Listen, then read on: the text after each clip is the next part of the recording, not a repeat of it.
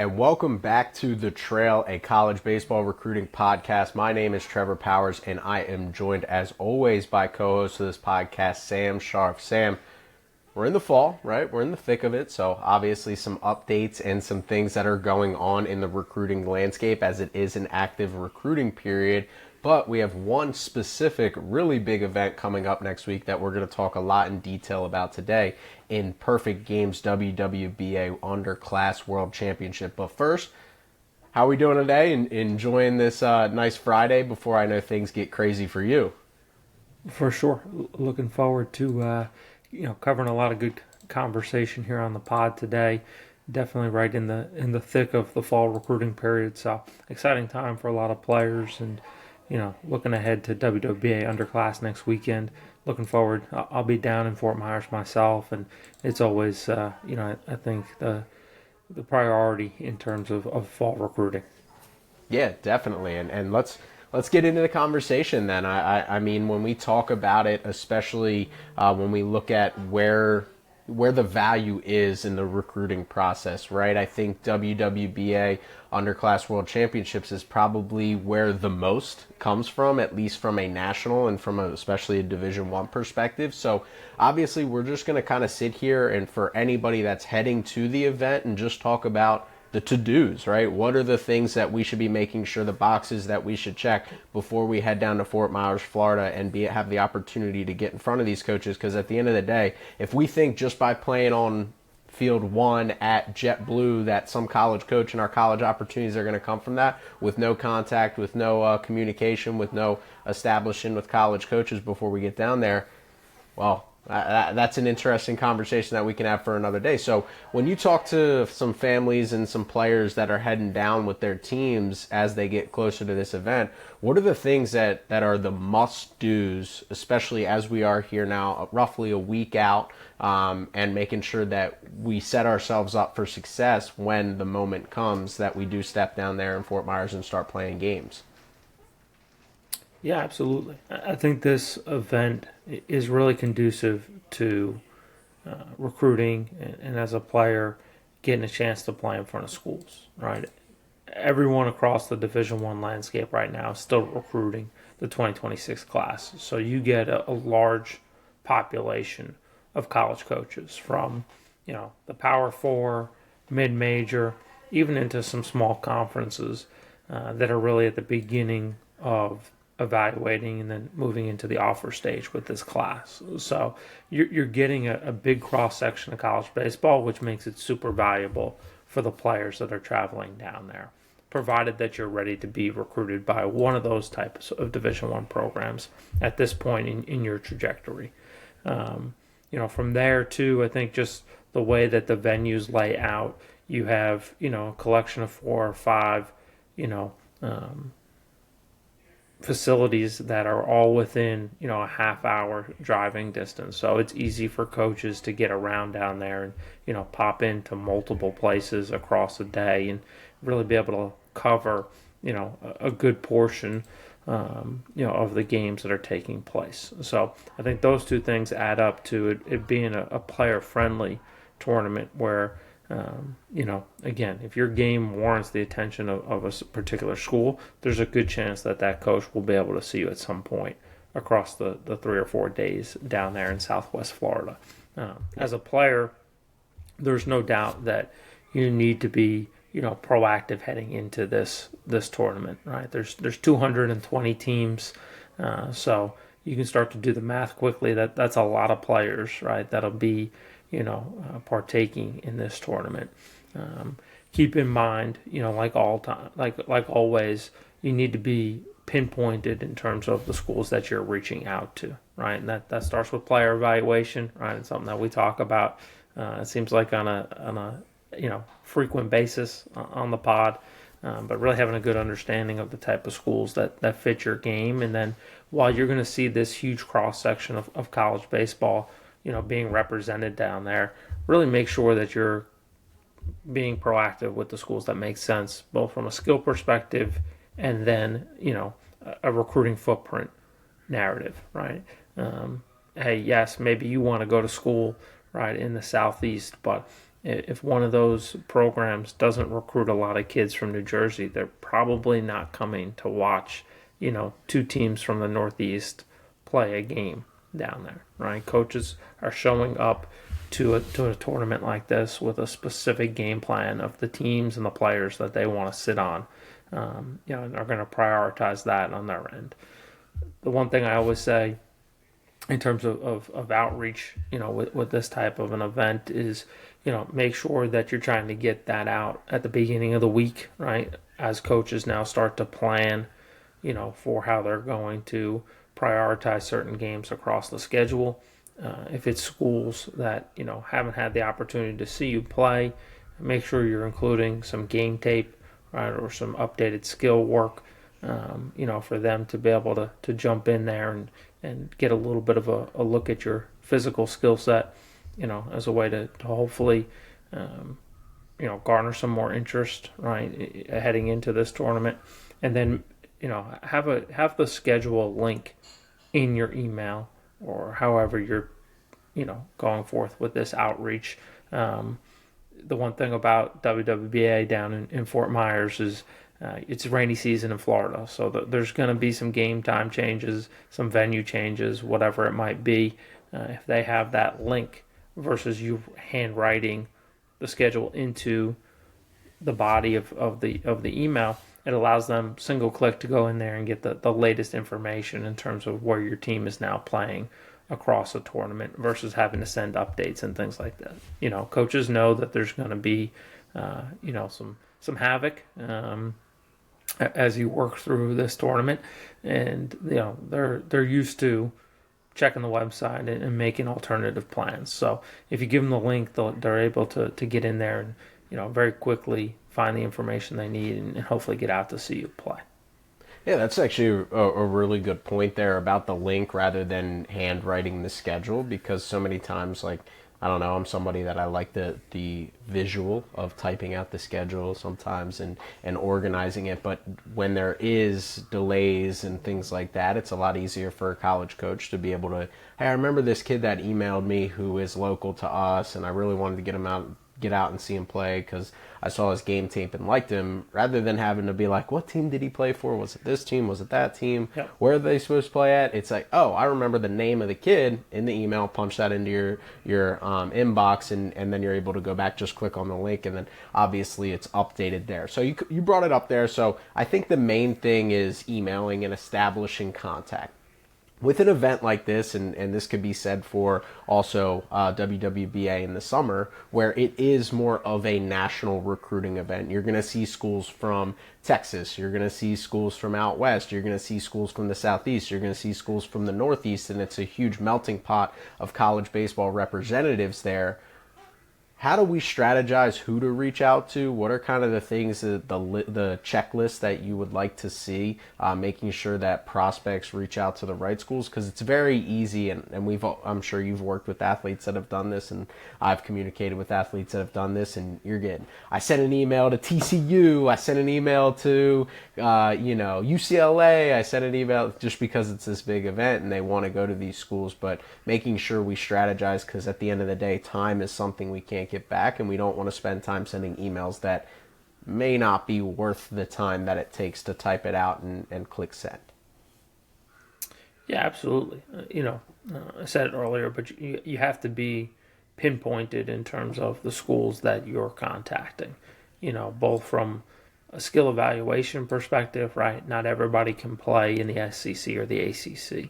While those schools are going to be there, if it doesn't fit your game, number one, right, like, good chance the coaches aren't going to show up and evaluate you, right? Take time out of their schedule. They're trying to cover a lot of ground throughout the course of the days down there.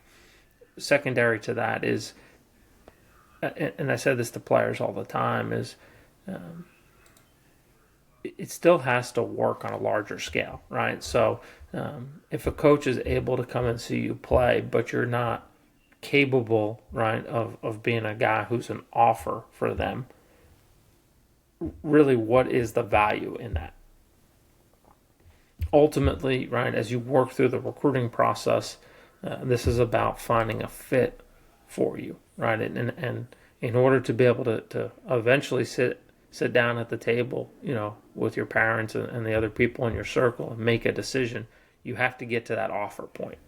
And, I think across, the skill, the academic, and then how those, coaches construct their roster from a geographic standpoint, right? Those now become, or should be, how you think about attacking schools, right? And if you go on the website and you're a kid from the Northeast, and every player on that roster is from the Southeast, it's probably not going to be a viable opportunity for you, right? They obviously concentrate their efforts into a region where they are, whether that's from a cultural standpoint, financial standpoint, right? If it's an in-state institution, also from a pure relationship and how they go about garnering the names that go on their board. So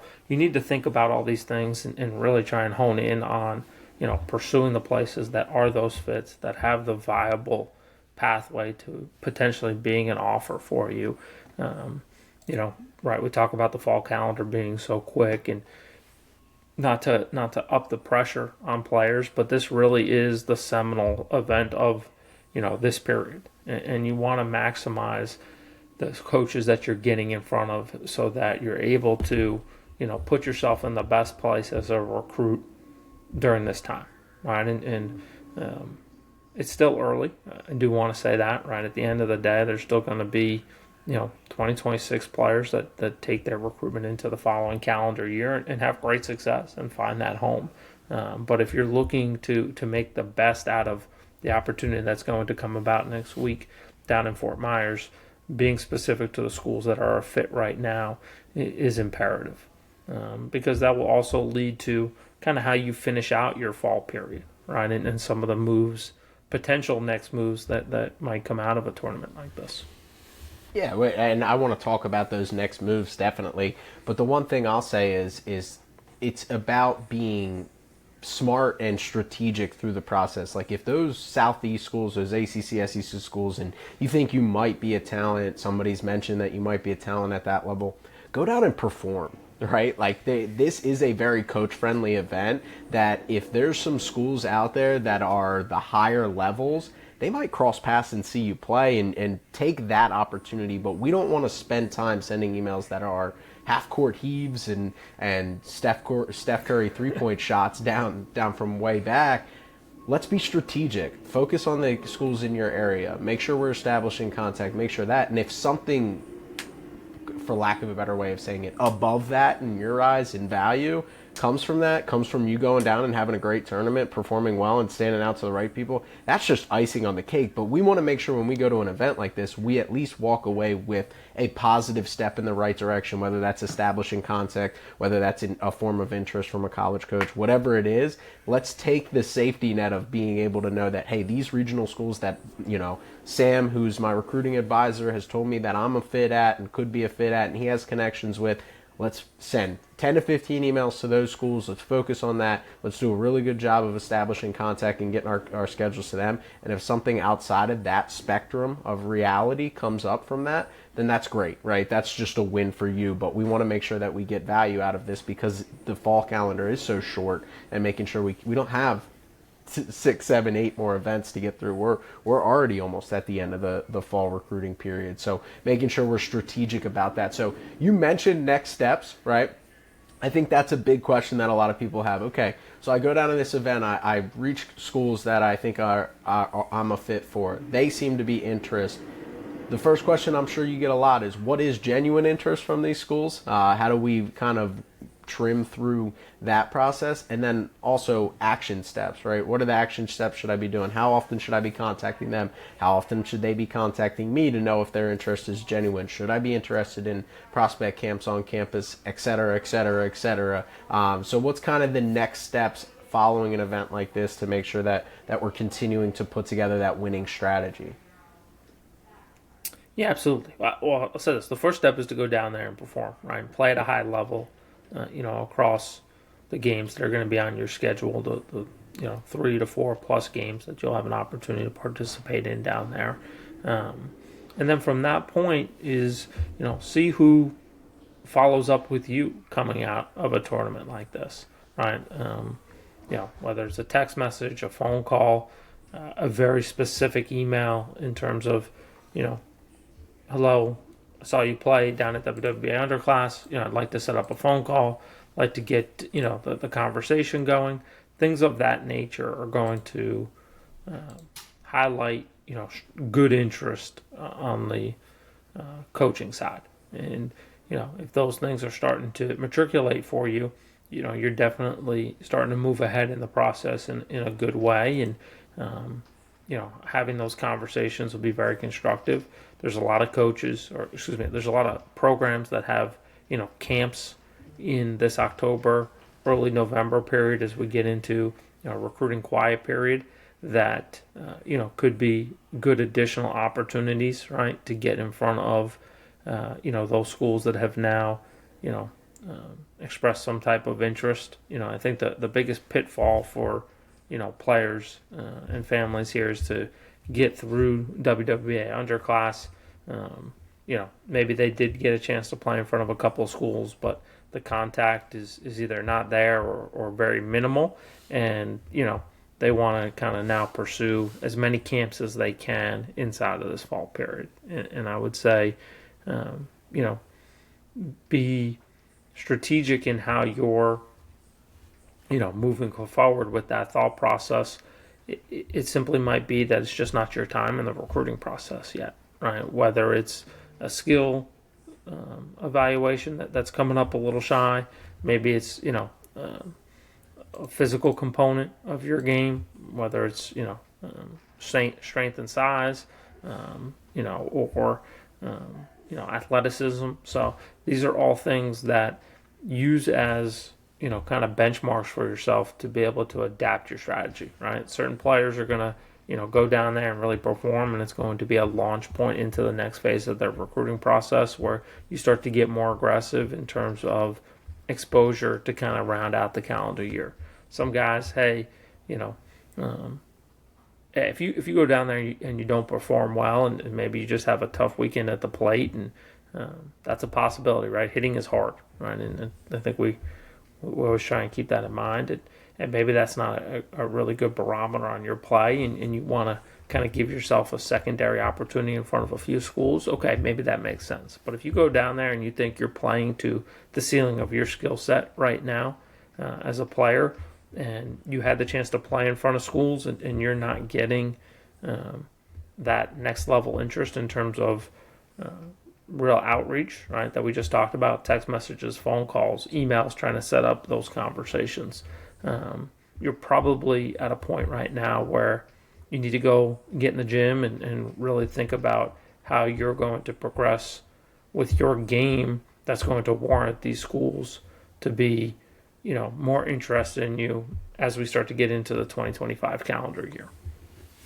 Yeah, that was going to be my next question. So I went down there. I thought I played well. Nobody seems interested because at the end of the day, like this event, if there's one quote unquote negative to this event at all, is it's kind of centralized a lot more Division I programs, right? A lot more high level programs. Sure. It's not as many Division IIs and Division IIIs that are more. They're not going to travel down to Fort Myers for this time frame because most 2026s local to them aren't going to be interested in committing to a Division III that early in the process. But what happens if I don't get the interest I want? And you answered that. You hit the nail on the head. Now it's time to get after it in the gym. We have a time frame because, as we've talked about, as we round into the 2025 year and especially the summer of 2025, if we're a completely new prospect in terms of what we do on the field, whether we throw harder, hit the ball further, we're a little bit faster, we're a little bit more physical and look physical in our uniform. I apologize for that. Tornado warning here in North Carolina. So we'll make sure if I get uplifted out of here, Sam's going to take this thing home and we'll be good to ride. But just if you're a new prospect come next summer, the opportunities could still arise from the schools that you're interested in. But being able to understand maybe where we stack up, and did you perform at your best? Did you not perform at your best? How are you faring on the metrics that are going to stand out to these coaches? That's going to be an evaluation period post this event, that if you did play in front of the schools that you feel like you're fit for and they ultimately did not reach out and establish contact, it's a good time to look in the mirror, reflect, and maybe kind of put that plan of action rather than going to prospect camps and spending that money. Let's go hammer the weight room and let's get better for the next year. Yeah, at that point too, right? There's that old saying: don't showcase yourself off the list, right?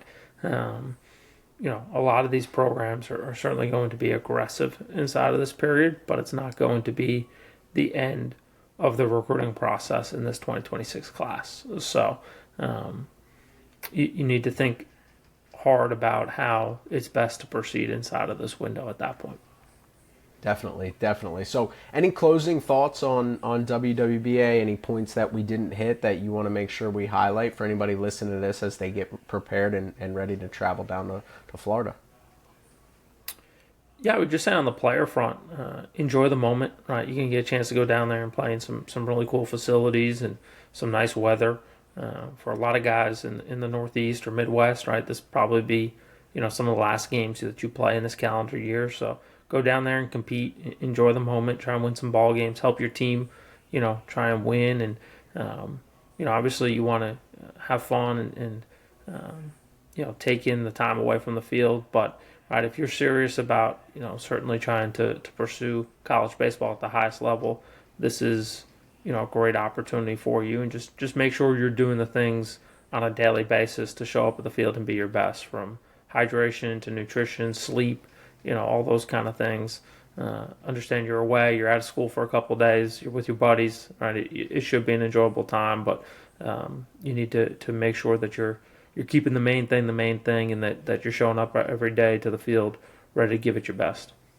Yeah, definitely. I think that the one thing I've always advised prospects, a 2026 prospect called me a couple weeks ago with some questions and going to a couple prospect camps, and hey, go down, and when you're on the field, don't put more pressure on yourself. Increase your preparation, increase your hydration, make sure you're more physically prepared, make sure we're doing our email campaigns before. But when it comes time to play within those foul lines and within those confines of the baseball field, don't put any more pressure on yourself just because there's 12 to 15 coaches. Just act like it's another day playing baseball. Let your skill set and let your talents showcase your abilities. Don't be gripping the bat too tight, gripping the ball on the mound, trying to rip the nastiest curveball, trying to throw 110 miles per hour, trying to hit a 8-run home run as a hitter and showcase that you're this player that can play at the level of the coaches watching.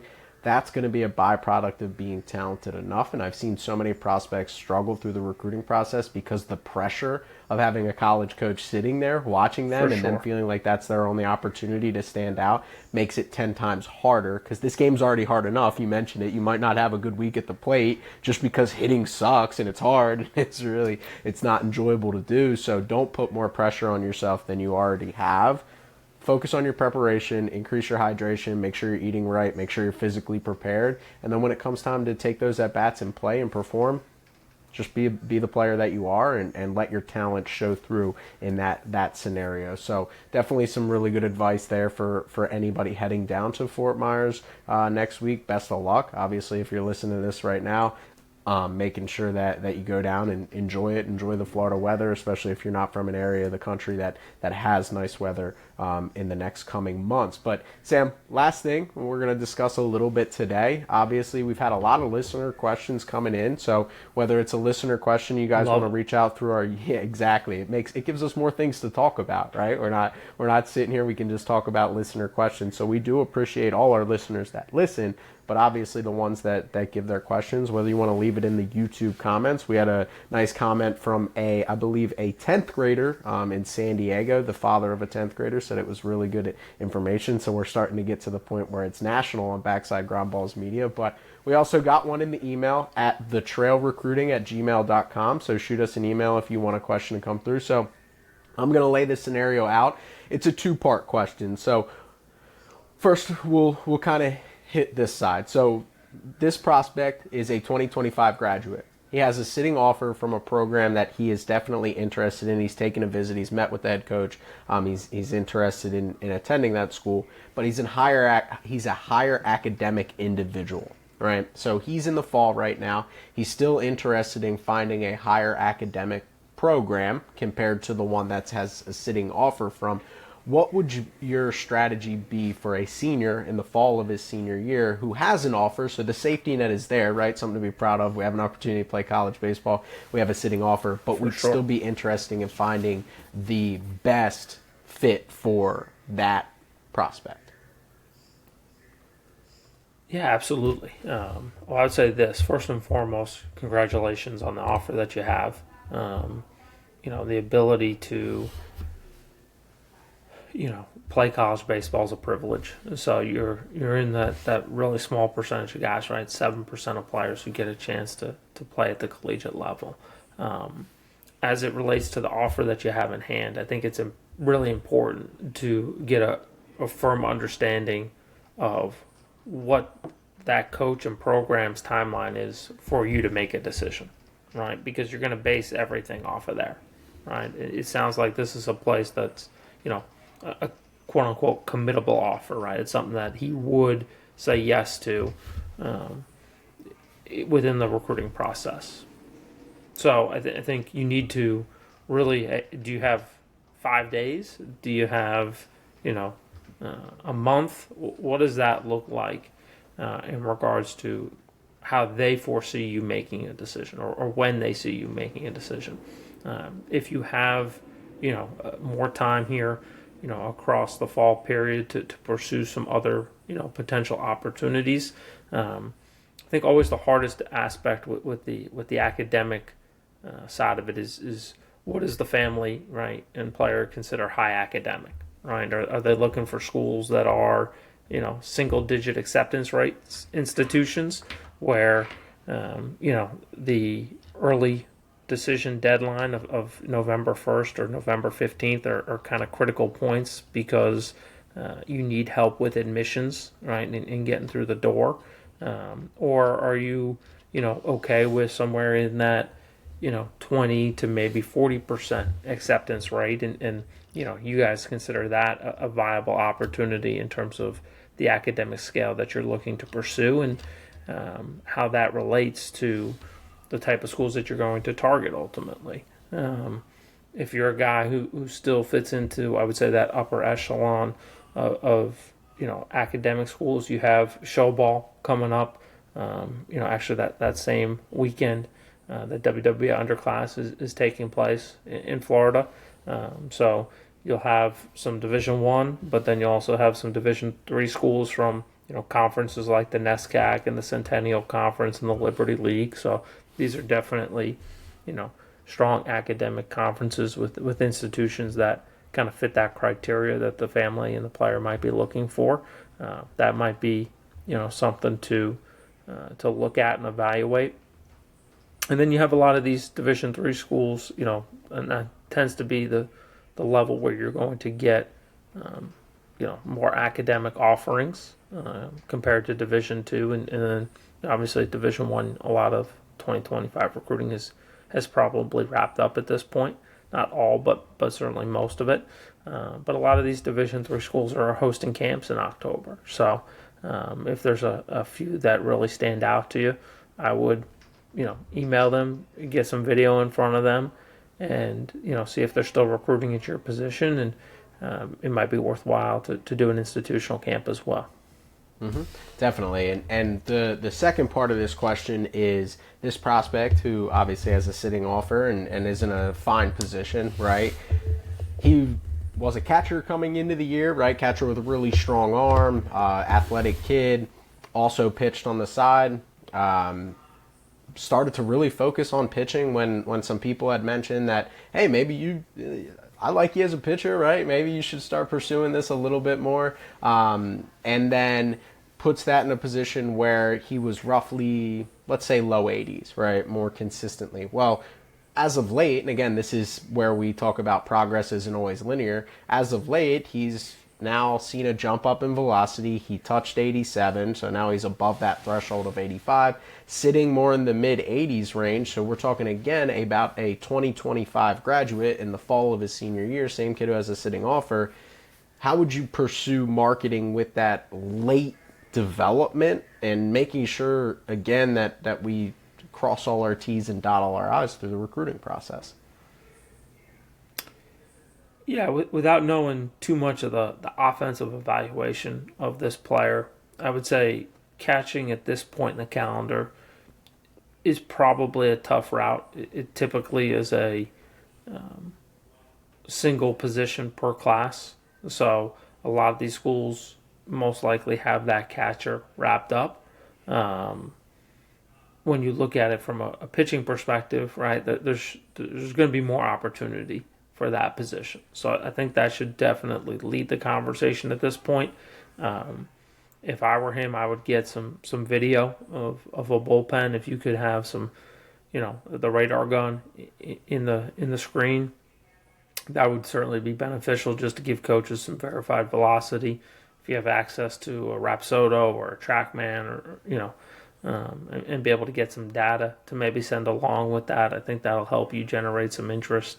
And then, as we always say, being proactive is key here, and trying to get that information out to some schools that you're interested in, right? You have an offer, so I think it's important to ask the question, like, what gets better than this, and being really specific with, the type of schools that make sense for you from a baseball, academic, financial, geographic threshold, right? In terms of how all those things are going to play out in your decision making here, given that you have that offer, and then start to get some of the feedback and see who has interest, right? How they want to proceed, whether it's a camp or a different venue, and seeing how those things progress in a short time frame. Right? Like I said, I think it's super important that you have a really good sense of how the school that has offered you wants to play things out, and be in a position where you don't risk it, and now you look up here in another month, and while you have some more interest, there's no offers on the table, and you're in this precarious situation in terms of reaching the late stages of the recruiting process, and be on the outside looking in. Mm-hmm. Yeah, I mentioned to this prospect that it's a jump, but it doesn't completely revolutionize kind of where you stack in the levels that you're looking at. Like now, just because you made this jump, which is great, doesn't mean we're reaching out to Division I programs, doesn't mean we're completely revolutionizing kind of our process and where we stand, because there's a lot of good programs at the Division III level that recruit 87-mile-per-hour arms, guys that sit 87, sit between 87 and 89. But it is a huge step in the right direction. And as I said, if you can continue your development and continue your upward trajectory, I really like the idea of getting them on a TrackMan to send verified metrics over to some coaches. I think that's just really where you can be a little bit, again, for the fall, I hate saying this in the fall of your senior year, but like still focus on your development and not hold off too long, especially because you have this sitting offer. That coach is going to expect an answer anytime soon. But if you continue to develop and continue to go in the right direction, there's going to be options. But like you said, verified metric with some video, sending it out to some college coaches and things like that, that'd be super valuable in being able to establish that contact point, and who the heck knows what opportunities could arise from late fall prospect camps, even into some winter prospect camps with some smaller schools that could really be a fit for this prospect. So, Sam, I do have a question. Looks like you got something to throw in there. Yeah, I would say this not to throw this conversation way off course, but you're going to get to a period of the fall too where there's going to be some roster turnover, right? You look every year, and the transfer portal will fill up a little bit mid-year. Guys get to the end of their fall ball on campus, and there's cuts that are made, but then there's also situations at places where they recruited to the 40 number, and guy decides, hey, it's not for me, right? I just want to go and be a regular student. College baseball is really difficult, or hey, I don't like where I am, projected on the depth chart, right? I thought I was going to be a conference arm, and it's just not coming about, and I'm going to jump in the portal and look for a different place for either the spring or for the following year. So there will be some roster turnover. It creates a little bit of a secondary market, during, that Thanksgiving into the later part of this calendar year. A lot of that has definitely now focused towards the portal at the end of the college season in May and June. But if you're a high school arm that's, continuing to develop and projecting, and the velo and the pitch profile continues to be, progress and be really attractive, there is a chance inside of that time window that more things become viable. It's more reactive. I'm not saying that if you have an offer, it's worth holding out for something like that, but the reality is that opportunities sometimes do come about during that time of the year as a result of the shifting of rosters.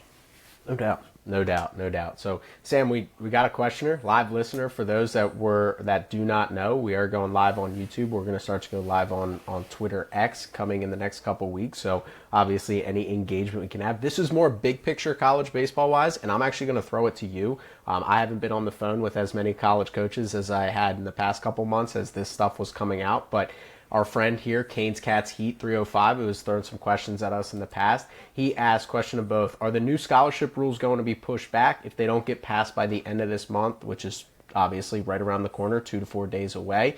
He also throws in that he has spoken to 2 recruits Miami is recruiting. Both have told him that Miami is operating under the rule changes going to get passed at the end of the month. So you've had more conversations. I can feel free and reach out with some contacts, but it's not going to be in time for this answer to be this question to be answered. But what has been the conversation about the rule changes with the scholarships by the end of the month? Yeah, this could be a whole podcast to itself. I would say everybody is operating as if the new rules are going to get passed. I think when you look at it in terms of really how quickly some of these things are going to take effect, I think that's the hardest part right now, right? I know we've said it a couple times in some prior episodes. If listeners want to go back and hear more about our thoughts about the changing landscape, but I don't foresee any Division I programs being at 34 scholarships by next year for a lot of different reasons.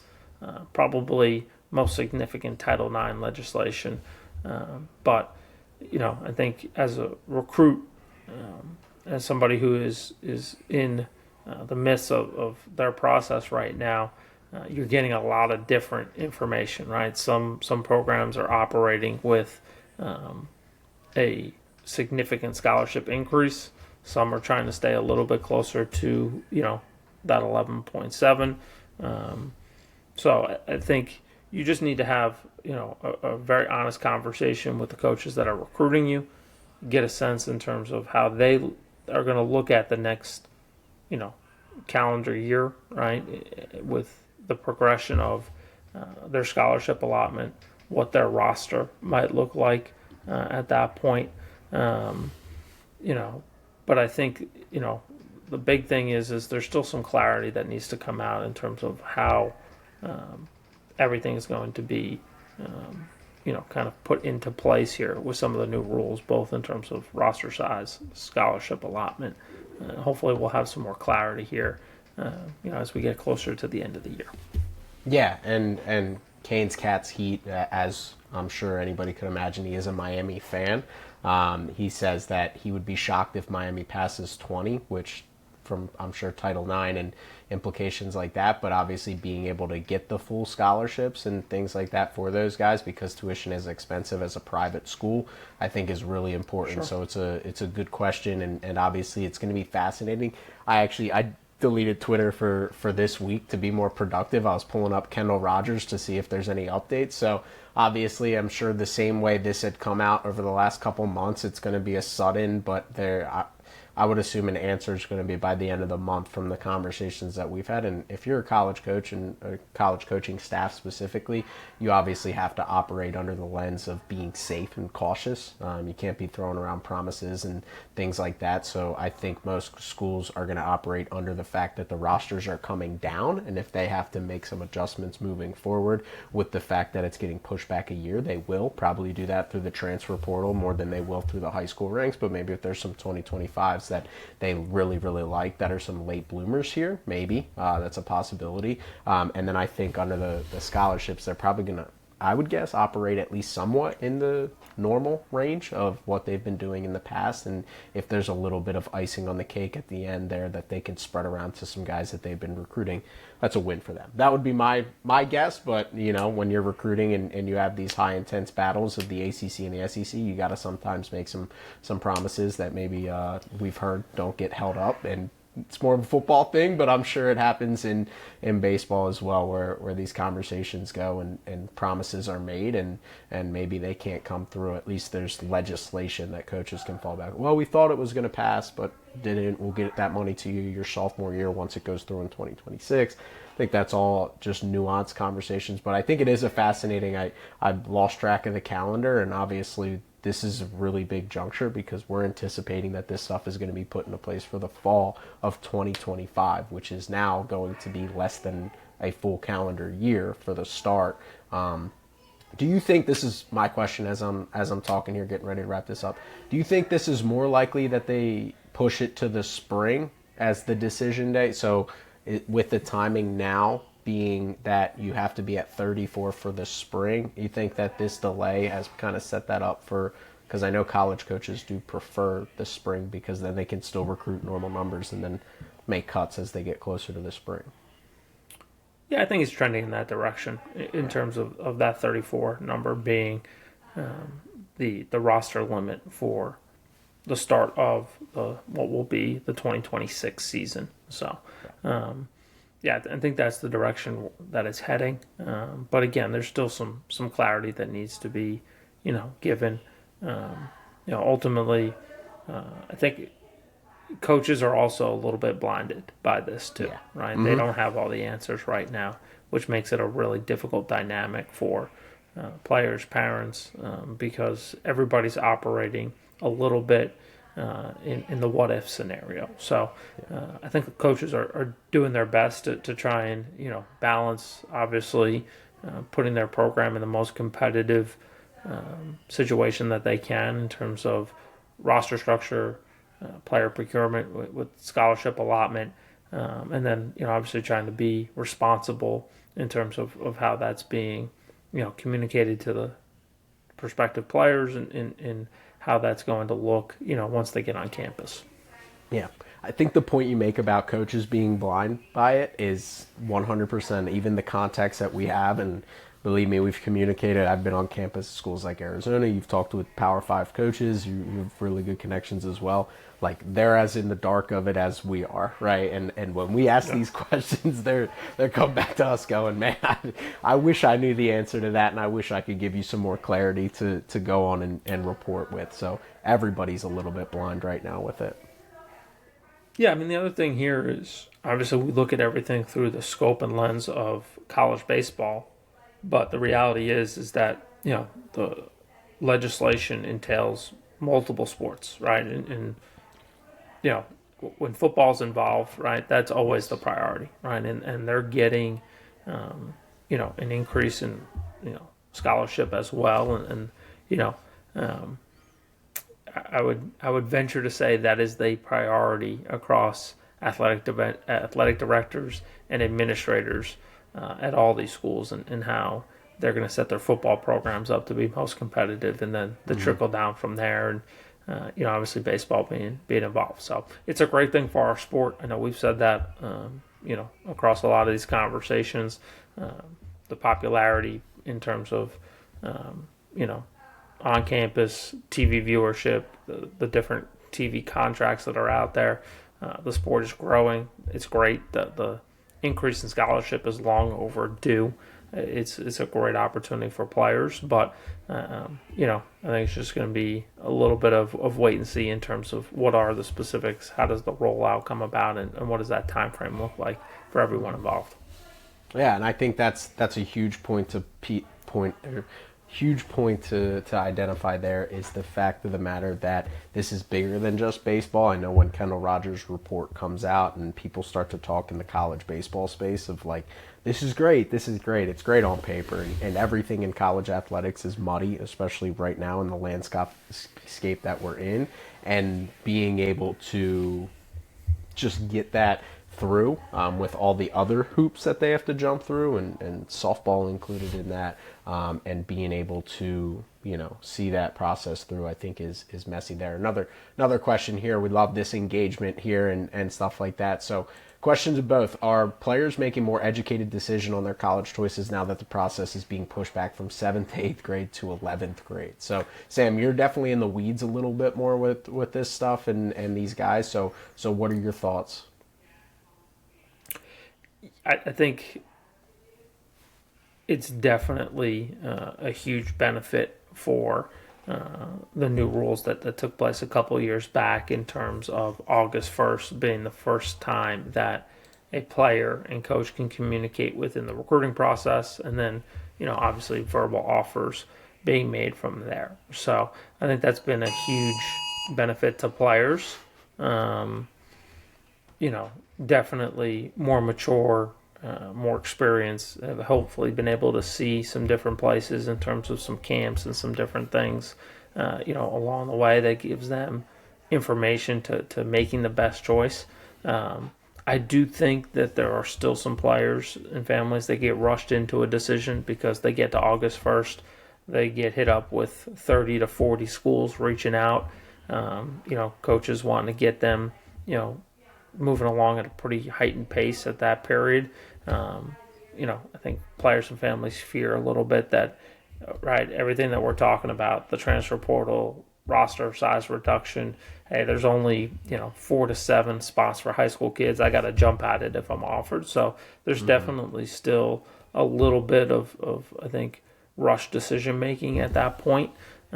But definitely in a better place. I think it's more appropriate for an 11th grader to be making these decisions than, you know, a 13, 14-year-old kid who hasn't even made it to his high school years yet.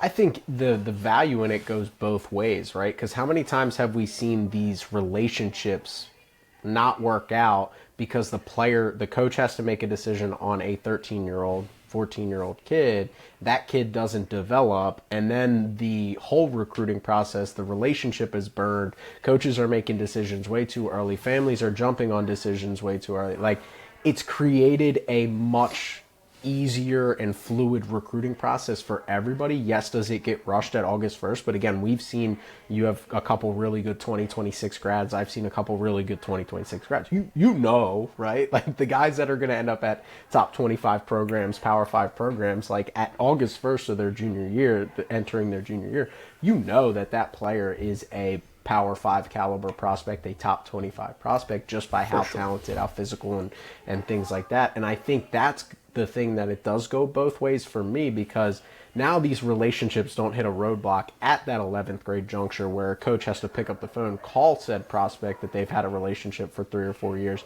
cut the cord with them, and then be able to go, and then that ruins their reputation on the recruiting trail, because then that prospect goes and obviously says some stuff that, you know, oh, well, that coach and things like that. So I think that that's a really big piece to understand, is that relationship does go both ways. So being able to understand that not to mention the fact that coaches are now able to make more advised decisions, and families, yes, they are rushed right now, but at least from the prospect standpoint, the floor of these prospects succeeding once they get on a college campus is now greater at the end of the day. So that's a huge win. So this is another point. He just said they've had a couple elite 2025s decommit, and Shockmore haven't, just because Florida or Miami is heading in the wrong direction. I will say brands matter. Southern Florida is a good place to go play from 2 Northeast guys who spend our winters grew up spending our winters in the cold. The opportunity to go play baseball at a school like Miami would be great. And if things are heading in the wrong direction, obviously in terms of being able to withhold recruits, maybe they need to strategize to kind of target some other areas, especially not as an in-state school. They can kind of go more national with their recruiting. Maybe they start to establish some roots in some colder states like the Northeast. We've seen schools like Wake Forest. They recruit the Northeast really well. Obviously, a lot of the Carolina schools do a good job of pulling guys south. So I'd be interested to see if there is a strategic shift from not necessarily trying to dominate the state of Florida as they've done in the past, where I'm sure, I don't know exact percentages on Miami's roster, but I would guess that a good percentage of their roster is Florida guys. I know there was a Delaware guy that I grew up around, and being able to, he ended up at Miami. So it'll be interesting to see if that changes their recruiting strategy as a private school. Yeah, I mean, he's saying here that how can a school who is that expensive in tuition and hasn't had postseason success in a decade, how does that not affect kids? So, or how does that affect kids? I mean, I think it's one of those things that's all in the recruiting process. You have to sell a vision, right? Coach Ortega has a good point where he's now entering his second year as a head coach. So there's always that. They talk about that in football a lot more. The new coach bump, right? Where it's like a new coach, he's able to sell his vision. Hey, we're going to get this thing turned around. Yada, yada, yada. Things like that are able to kind of set in stone. So I think that's definitely a big point there. But it does, especially when you're a school like Miami. You're recruiting against Florida. And Coach O'Sullivan, for all the quips that people could have against him, he could sit down and say, I've been to this many Omahas in the last 10 years. Since you were born, I've been in more Omahas than any school in the you can sit there and do that. I've won national championships. We've put more guys in the first round. And that's where, again, being able to adjust your recruiting strategy to be more understanding of where you are, not trying to sell the Miamis of old, trying to sell the Miamis of now is definitely a big piece. So, Sam, I don't know if you have any points there, but I think it's definitely an interesting part to kind of reflect on how schools strategize recruiting when it is, when you haven't had that success and you haven't had the kind of the track record and history that has come with what Miami baseball has been. Yeah, I mean, you're getting a lot of elite prospects, obviously, at a program like Miami. In terms of the decommitments, you're seeing a high volume of that in 2025 nationally. I wouldn't say that's specific to just their program. Some of that is a result of how the roster cap is going to change over the next few years, like we just talked about. In terms of Miami being an expensive institution, yes, obviously, right, we're at 11.7 currently. There's hope that scholarship allotment will continue to advance in the years to come, working towards 34 potentially one day. But let's also be real here that at places like Miami, in the ACC, certainly in the SEC, some other Power 4, high-level mid-major programs, right? There's a lot of NIL opportunities that are in play for players at these schools, and they're certainly in a strong financial position. So I can't speak to the specifics of what Miami's NIL picture looks like on the baseball front, but I'd be willing to say that there's a significant effort in place there, and the guys who are at a point in their career where they need to be financially rewarded, I'm sure that's happening. So even at a place like Miami where the school is in the upper 80s, low 90s, I mean, you're able to take care of that on the NIL front for guys that you want to make sure stay in Coral Gables. Mm-hmm.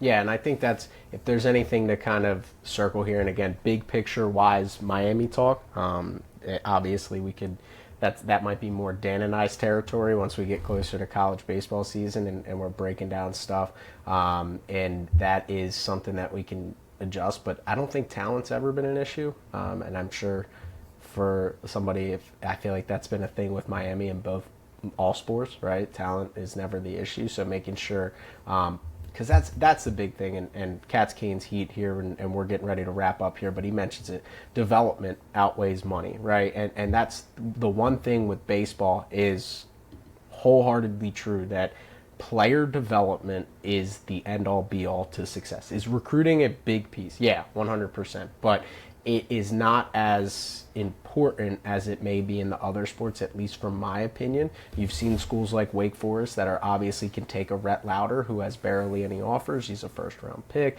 You can obviously the Chase Burns. That's recruiting, right? That's winning recruiting battles. That's being able to get guys in the boat.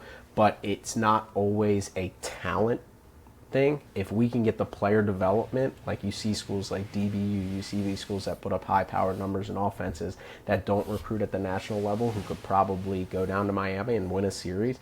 That's where the shift needs to come, is focusing inward on development. How do we get the most of these talents? And again, I'm not as familiar with the scenarios. I know they got Kinatrax. Our guys at Kinatrax are taking care of those guys down in Florida.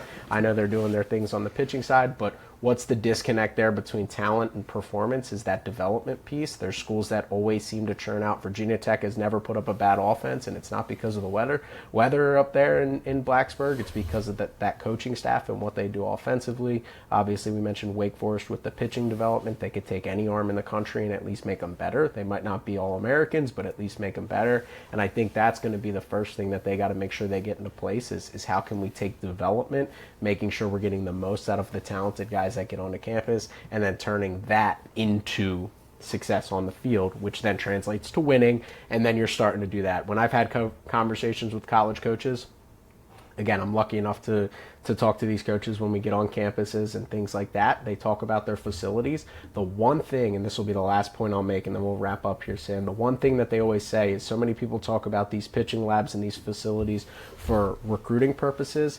I had the ABCA Coach of the Year, Matt Hobbs, on the phone tell me that when he was at Wake Forest and everybody was talking about recruiting, he said, we're going to have to put the explicit on this one, but Matt Hobbs said to me on the phone, and I guess this was on the record, we're just going to go with it, but I don't give a fuck about recruiting. I give a fuck about development and putting guys in the first round. And I said, dang, that's 100% true. So he said that just blunt to me, and if you don't think that matters for player development purposes, these guys that do it at a high level, they develop talents, and then that recruits itself, right? It's not necessarily about selling a vision anymore for Matt Hobbs. It's about, hey, you know that guy Hagen Smith? Yeah, he throws 100, and he's been here for 3 years, and he's pretty good, and he's made a lot of money. So same thing at Wake Forest, where Corey Muscara can turn around and go, yeah, you see Rhett Lauder, you see Josh Hartle, you see Michael Massey, you see these guys, we develop them. So development comes first, and I know, Sam, you just got caught on one of those diatribes, but any closing thoughts before we get out of here? I know that was kind of a lot there, but and we were wrapping up here, but any closing thoughts?